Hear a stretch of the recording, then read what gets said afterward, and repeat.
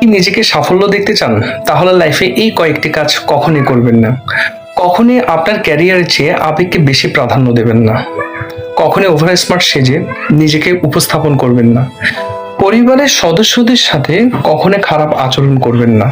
আর আপনার পিতামাতা যদি অশিক্ষিত হয়ে থাকে, কখনোই লজ্জাবোধ করবেন না।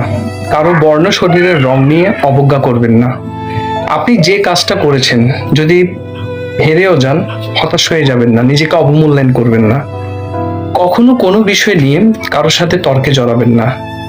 কখনো গরিব অসহায়দেরকে ঠকাবেন না, তাদের সাথে খারাপ ব্যবহার করবেন না। গুরুজনদের কথা কখনোই মন খারাপ করবেন না। সর্বদাই হ্যাঁ বলবেন না, না বলতেও শিখুন।